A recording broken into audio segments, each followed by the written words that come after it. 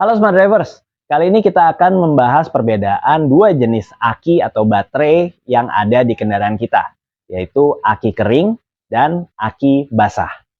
Apa saja perbedaan, keunggulan, dan kelemahan dari dua jenis aki ini, dan pilihan mana yang terbaik untuk kendaraan kita?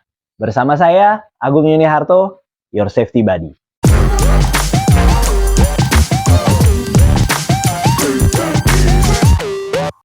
Pertama-tama mari kita bahas tentang aki basah.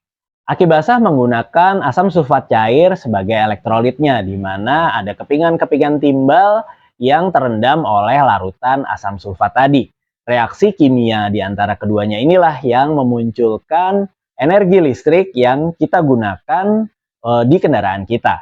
Teknologi aki basah ini sudah ada sejak lama, bahkan sejak Perang Dunia Kedua di tahun 30-an, 40-an, teknologi baterai ini sudah dipakai hingga sekarang. Lalu apa saja keunggulan dari aki basah? Yang pertama tentunya dari sisi harga. Kalau kita lihat harga aki basah tentunya lebih murah dibandingkan dengan harga aki kering. Kemudian juga kalau dari sisi umur pakai, kalau dengan perawatan yang baik, aki basah bisa dibilang memiliki umur pakai yang lebih panjang dibandingkan dengan aki kering. Catatannya, dirawat dengan baik. Masalah perawatan ini yang menjadi pembeda antara aki basah dengan aki kering. Karena ini menjadi sisi kelemahan dari aki basah. Aki basah memerlukan perawatan yang rutin untuk memeriksa larutan cairannya atau asam sulfat yang ada di dalam aki ini, dan juga menambahkan air destilasi kalau diperlukan. Karena kalau dia level cairannya atau level elektrolitnya sudah terlalu rendah, bisa merusak si aki ini sendiri. Tapi kalau kita bisa menjaga dengan baik, artinya melakukan perawatan pengecekan rutin dan menambahkan air secara rutin, umur aki basah ini bisa lebih panjang. Tapi ya harus sedikit repot dengan memastikan cairannya ada dan ada di level normal. Kemudian juga kelemahan lain adalah aki basah ini cenderung lebih berat dibandingkan dengan aki kering.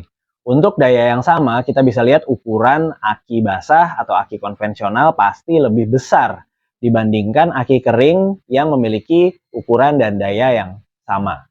Faktor lain yang menjadi kekurangan dari aki basah adalah aki basah kalau penanganannya kurang baik, ini bisa berbahaya buat lingkungan. Misalnya kita membuang asam larutan dalam akinya atau larutan elektrolitnya sembarangan, tentunya larutan asam sulfat ini bisa mencemari lingkungan, apalagi kalau kita membuang secara sembarangan aki kita misalnya ke sungai. Nah, ini tentunya jadi berbahaya buat lingkungan. Selanjutnya kita akan bahas tentang aki kering.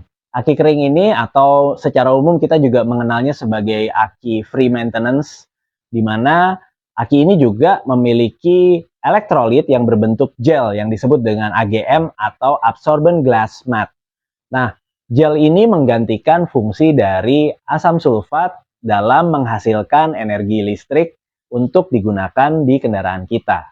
Karena perbedaan material ini menjadikan aki kering menjadi lebih ringan dibandingkan dengan aki basah dan memiliki kemampuan menyimpan daya yang lebih tinggi.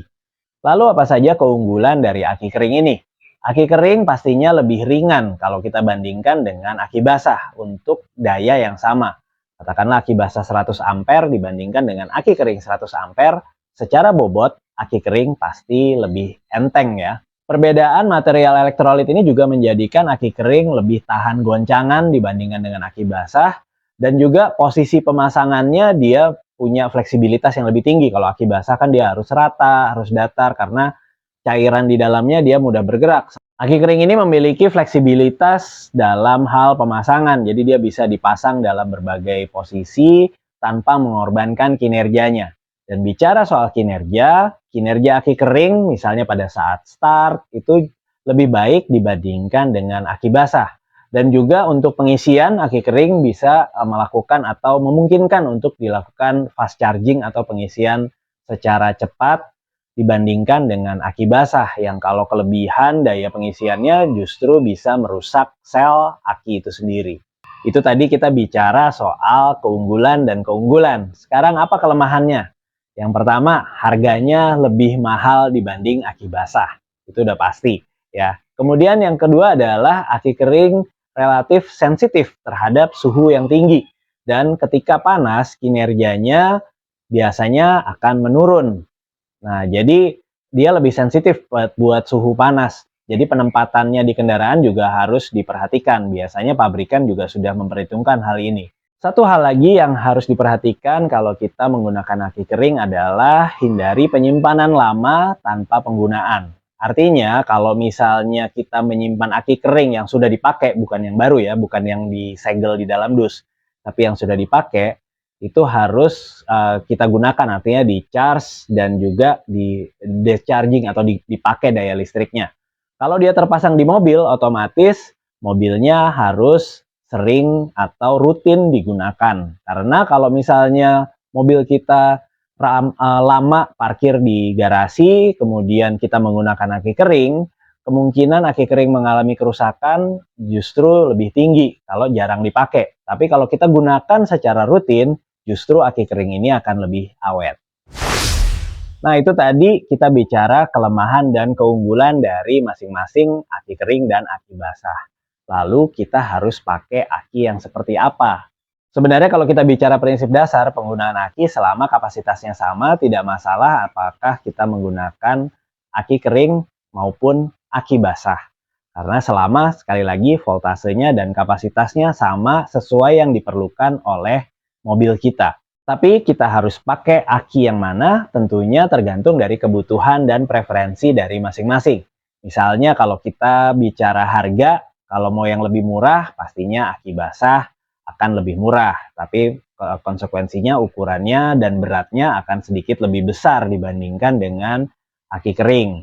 Nah, kemudian kalau misalnya smart drivers bukan orang yang rutin memeriksa aki, misalnya jarang buka kap mesin, ya walaupun secara defensive driving sebaiknya kita selalu ya memeriksa. Tapi kalau smart drivers takut kelewatan memeriksa aki, ya lebih baik penggunaan aki kering karena dia free maintenance, nggak perlu ngecek-ngecek airnya, dibandingkan kalau pakai aki basah kita harus memastikan kondisi airnya optimal. Kemudian juga dari pola penggunaan kendaraan kita juga bisa menentukan pilihan aki. Misalnya mobil kita ini jarang banget dipakai, mungkin sebulan sekali lah baru keluar. Nah, ini akan lebih baik misalnya kita menggunakan aki basah. Karena kalau aki kering jarang dipakai, umur pakainya juga akan lebih pendek dibandingkan dengan aki basah. Sementara itu kalau misalnya kita cuma membutuhkan akselerasi yang biasa aja, penggunaan normal, aki basah masih bisa menjadi pilihan. Tapi kalau kita membutuhkan performa baterai yang kuat, yang baik, misalnya kita membutuhkan energi listrik yang lebih stabil, misalnya, atau kita tinggal di tempat yang dingin, misalnya. Nah, ini penggunaan aki kering juga akan lebih menguntungkan. Selain dia free maintenance, juga dia akan memberikan energi listrik yang lebih stabil ketika cuaca ekstrim tadi. Oke Smart Drivers, itu tadi serba-serbi pilihan kita untuk baterai atau aki di kendaraan kita. Tentunya pilihan disesuaikan dengan kebutuhan dan preferensi dari Smart Drivers dalam penggunaan kendaraan Smart Drivers. Menjaga kondisi mobil kita tetap prima tentunya akan menjadikan kendaraan kita bisa berfungsi optimal, bisa membantu kita mencapai tujuan dengan tepat dan juga tentunya dengan selamat dan bisa menurunkan risiko kita mengalami kecelakaan.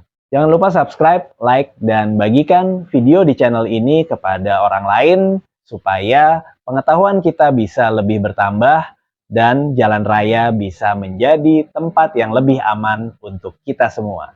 Stay smart on the road.